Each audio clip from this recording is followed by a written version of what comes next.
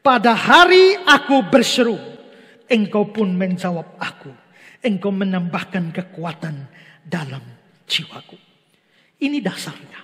Mengapa Daud mau bersyukur? Mengapa Daud memuji Tuhan? Mengapa Daud mau sujud pada Tuhan? Pada hari aku berseru, Engkau pun menjawab aku. Perhatikan saudara, Daud tidak berbicara tentang pengabulan doa, tapi dia bicara soal jawaban doa. Ini terlihat dari keterangan waktu yang diberikan. Coba lihat kembali ayat itu. Pada hari aku berseru, Engkau menjawab aku. Apakah itu cocok dengan pengalaman kita? Mungkin ada. Pas ngomong langsung Tuhan kasih. Tapi apakah itu merupakan pengalaman yang mutlak bahwa setiap kali kita pada hari Rabu minta, hari Rabu dapat? Hari Kamis minta, hari Kamis dapat? Kan tidak. Bahkan Abraham pun itu bisa menunggu bertahun-tahun lamanya baru mendapatkan apa yang Tuhan janjikan. Berapa banyak kita yang berdoa sampai hari ini belum dapat juga apa yang kita minta. Berapa banyak orang tua, berapa banyak suami istri yang minta anak pada Tuhan sampai hari ini nggak dapat juga. Berapa banyak orang yang berdoa minta Tuhan pekerjaan yang lebih baik hari ini sampai hari ini juga nggak dapat yang lebih baik juga. Berapa banyak kita mendoakan atau meminta pada Tuhan sampai hari ini belum dapat. Tapi ayat ini berkata, pada hari aku berseru, Engkau pun menjawab aku. Saudara, di sini perhatikan, Daud tidak bicara soal pengabulan doa, tapi dia bicara soal jawaban doa. Karena memang ada beda antara doa yang dijawab dan doa yang dikabulkan. Tuhan bisa menjawab doa kita tanpa mengabulkan permohonan kita. Seperti orang berkata bahwa Tuhan itu kalau jawab doa itu ada 3 macam. Pertama, ya. Kedua, tidak. Dan yang ketiga, tunggu dulu.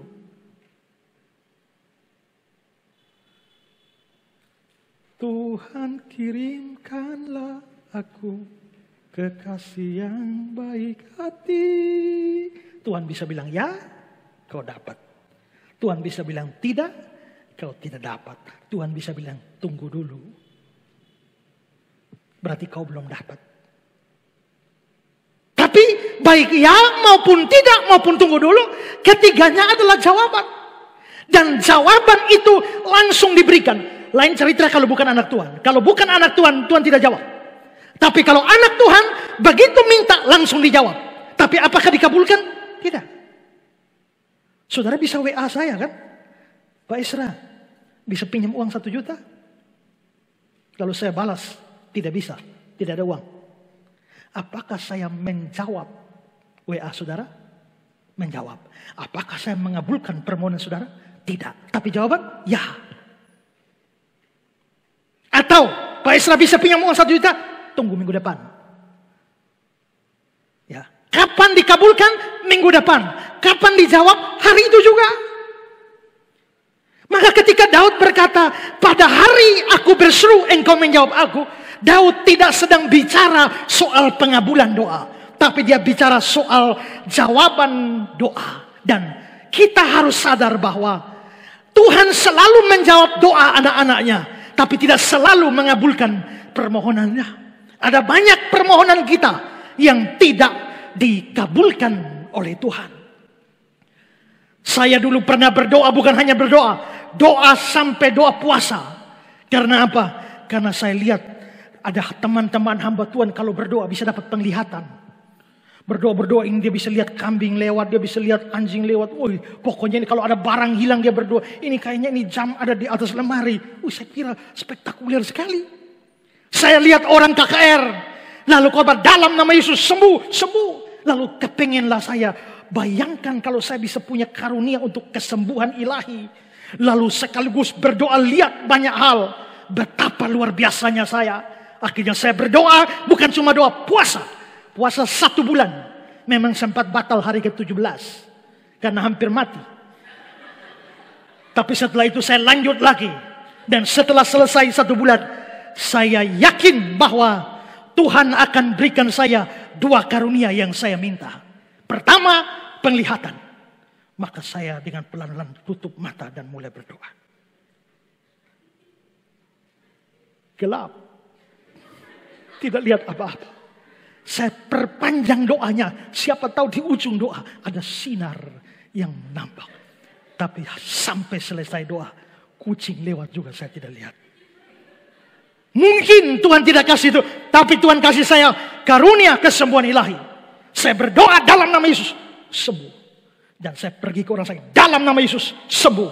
Besok mati. Dan sampai hari ini. Doa apapun tidak lihat apa-apa. Lebih banyak yang mati daripada sembuh. Ternyata saya yakin setelah sekian tahun. Tuhan jawab doa saya. Ya. Jawaban Tuhan apa? Tidak. Tuhan jawab doa saya. Tapi dia tidak mengabulkan permohonan saya. Di awal tahun.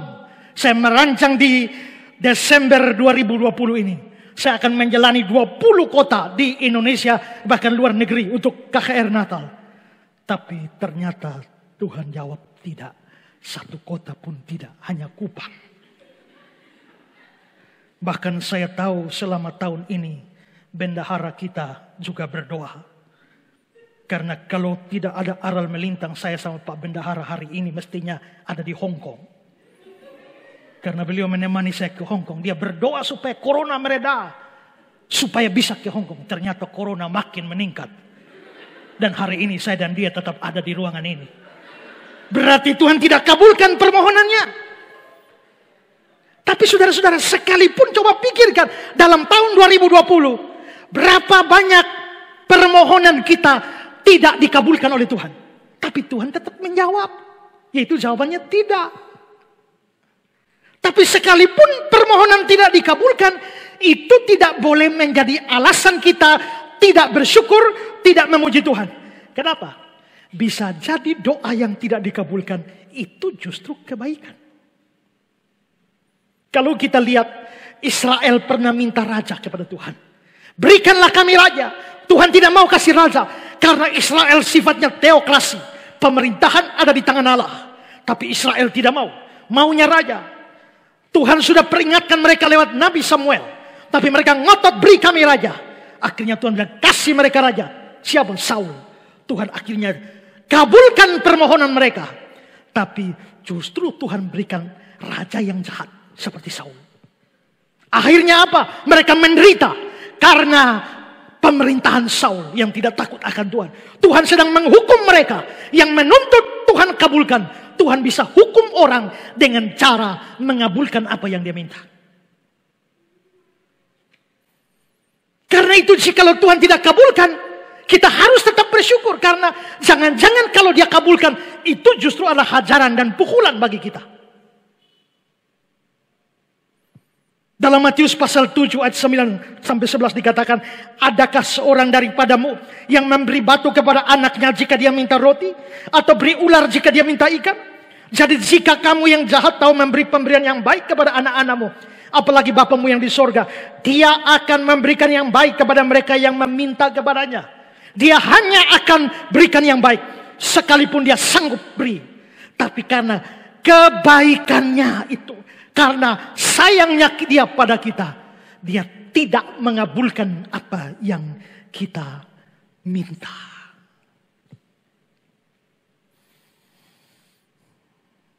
Seperti mungkin sudah pernah saya ceritakan tentang Dewi Aurora dalam mitologi Yunani.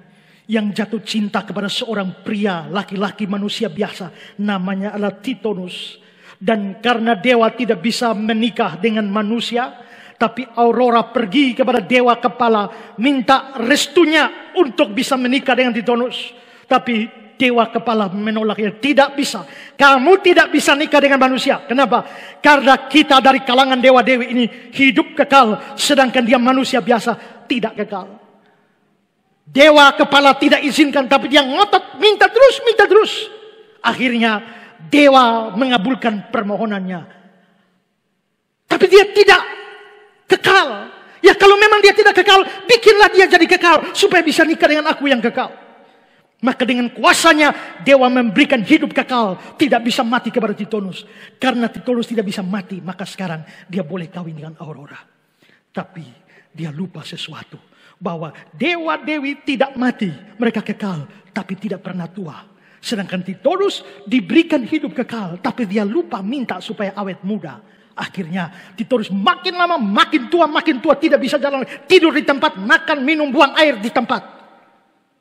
Itu membuat Aurora sangat susah, sangat sedih, sangat repot. Harap kapan dia mati. Tidak mati-mati. Karena telah diberikan hidup kekal. Untungnya Tuhan kita tidak seperti itu. Tuhan kita tahu mana yang baik untuk kita. Karena itu permintaan kita yang tidak baik dianulirnya, di-cancelnya. Supaya dia memberikan kepada kita yang lebih baik. Seorang bapa tidak akan memberikan batu kepada anaknya jika anaknya minta roti. Sayangnya banyak anak bukan minta roti tapi minta batu. Dia kira roti. Seorang bapa yang baik tidak akan memberikan ular atau kalajengking kepada anaknya yang minta ikan. Tapi anak-anak yang cepat pikirannya, dia kira minta ikan padahal yang dia minta itu adalah kalajengking. Seorang bapa yang baik tidak akan memberikan kepada seorang anak itu kalajengking kalau dia minta telur. Tapi anak yang tidak tahu seringkali minta bukan telur tapi minta kalajengking. Bapa yang bijaksana pasti akan menolaknya. Karena itu seandainya dia tidak mengabulkan permohonan kita, syukur harus diberikan. Karena kalau dia beri, celaka kita.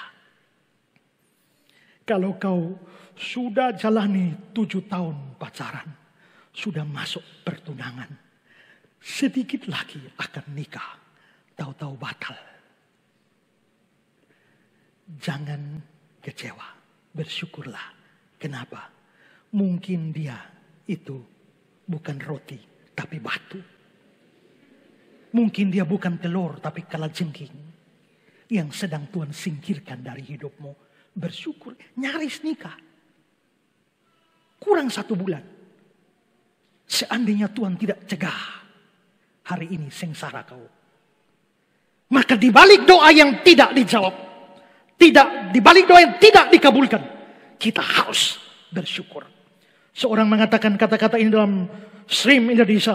Jawaban-jawaban Tuhan terhadap doa-doa adalah sempurna secara tak terbatas.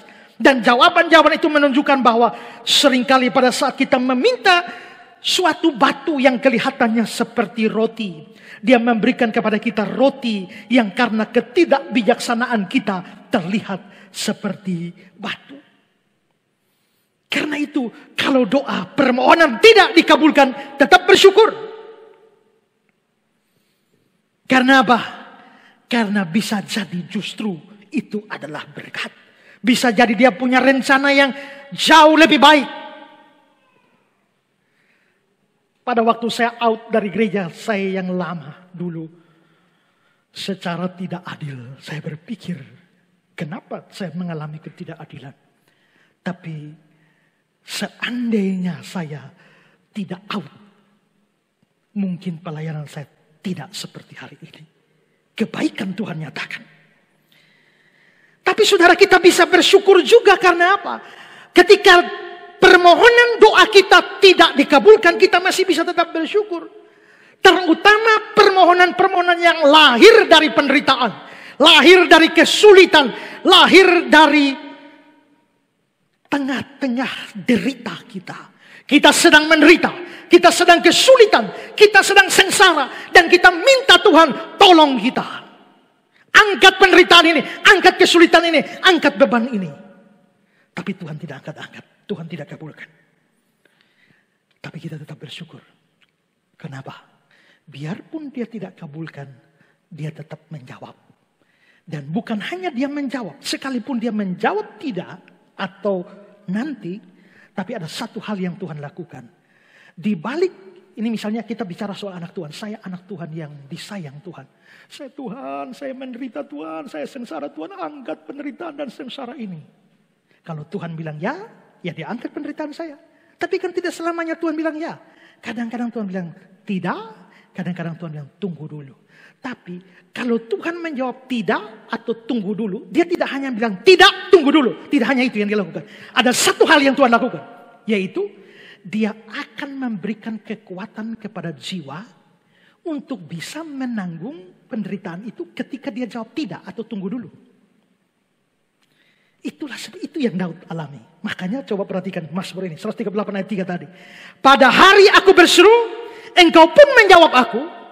Bukan kabulkan, jawab. Tapi setelah dia jawab, seandainya jawabannya tidak, engkau menambahkan kekuatan dalam jiwaku. Tambahkan kekuatan supaya apa? Supaya waktu Tuhan bilang tidak, kita tidak murtad. Supaya ketika Tuhan bilang tidak, kita tetap kuat menghadapi penderitaan.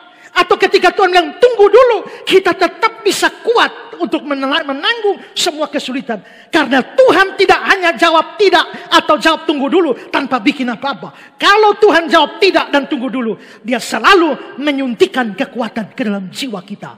Sehingga kita tetap bisa kuat di tengah-tengah penderitaan. Karena itu sekalipun dia tidak kabulkan permohonan kita, dia tetap harus menerima syukur kita. Dia tetap harus menerima pujian kita. Karena dia menambahkan kekuatan pada jiwaku. Matthew Henry mengatakan, engkau menambahkan kekuatan dalam jiwaku. Itulah jawaban dari doanya. Jadi jawaban dari doa adalah Tuhan beri kekuatan. Soal dikabulkan atau tidak, itu urusan lain. Tapi yang penting adalah dia beri kekuatan pada jiwa kita. Joseph Benson, engkau menambahkan kekuatan dalam jiwaku. Frase ini membatasi atau menjelaskan frase sebelumnya. Dan menunjukkan dengan cara apa Tuhan menjawabnya dengan begitu cepat. Yaitu bukan dengan memberinya hal yang dia inginkan pada saat itu juga. Tapi dengan memberinya kekuatan dalam jiwa. Dan kesabaran untuk menunggu waktu Tuhan. Dan untuk menanggung semua masalah dengan senang hati untuk sementara waktu. Yang merupakan kasih setia Tuhan yang lebih besar daripada yang diberikan oleh berkat-berkat sementara.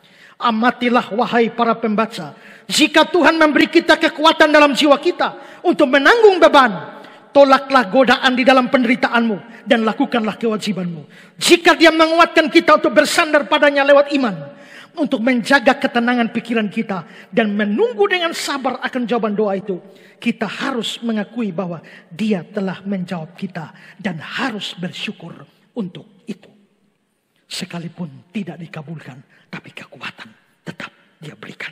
Benar sekali, Tuhan tidak kabulkan permohonan kita dengan tidak angkat beban-beban kita. Tapi kalau sampai itu terjadi, mustahil dia tidak beri kekuatan untuk menanggungnya. Untuk itu syukur dan puji-pujian harus diberikan kepada dia.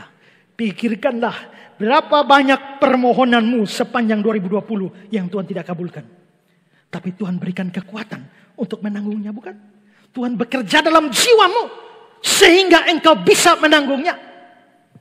Ada seorang anak yang kehilangan kelereng. Kelerengnya hilang, dia sangat suka kelerengnya. Sekarang kelerengnya hilang. Lalu dia menangis berhari-hari. Mamanya bilang, kenapa Dek menangis? Lebih baik berdoa supaya Tuhan kasih tunjuk itu kelereng di mana. Akhirnya hari pertama dia berdoa. Lalu dia cari kelerengnya, tidak dapat. Dia murung terus. Hari kedua dia berdoa lagi, cari kelerengnya, tidak dapat. Hari ketiga berdoa, cari kelerengnya, tidak dapat. Hari keempat mukanya berseri-seri. Mamanya bilang, ada apa Dek? Kau sudah senang, gembira. Apakah kelereng sudah dapat? Dia bilang, tidak Mama. Kelereng tidak dapat? Tidak. Adik sudah cari-cari kemana? Tidak dapat. Tapi kenapa adik gembira? Karena setelah adik berdoa, sekarang Tuhan bekerja sehingga adik tidak suka kelereng itu lagi.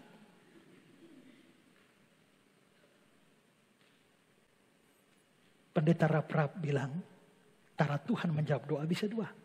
Kalau saya ingin makan Kentucky, ayam Kentucky, Tapi yang ada di sini bukan ayam Kentucky, tapi tempe. Di hati saya kepengen ayam Kentucky, tapi di muka saya tempe. Saya bisa berdoa dua cara. Tuhan, buatlah mujizat, ubahlah tempe ini jadi ayam Kentucky. Dalam nama Yesus, amin. Ternyata tetap tempe. Ulang lagi. Dalam nama Yesus, tempe jadi Kentucky. Buka, tetap tempe. Dalam nama Yesus, darah Yesus. Ayam tempe jadi ayam Kentucky. Begitu buka, tetap tempe. Kalau itu berarti Tuhan tidak mau ubah tempe jadi ayam Kentucky. Maka sekarang balik. Tuhan, ubahlah ayam Kentucky di hati saya ini jadi tempe. Jangan ini lagi yang diubah. Yang ini yang diubah. Karena di sini kepengen Kentucky. Tapi kenyataannya tempe. Sudah minta Tuhan ubah yang ini tidak bisa. Minta Tuhan ubah yang di sini. Tuhan, saya terlalu kepengen Kentucky. Tapi yang ada di depan tempe. Ubahlah Kentucky di hati saya jadi tempe. Amin. Tuhan bikin mujizat. Sekarang tidak kepengen Kentucky lagi. Kepengen tempe. Makanlah tempe dengan sukacita. Haleluya. Kan begitu kan? Berarti Tuhan memberi kekuatan. Tuhan bikin mujizat dalam hati. Sehingga permohonan tidak dikabulkan. Tapi kekuatan ada dalam jiwanya. Haleluya. Puji Tuhan. Aku hendak bersyukur pada Tuhan. Amin. Amin. Pikirkan doa-doa yang tidak dikabulkan malam ini. Dan bersyukurlah.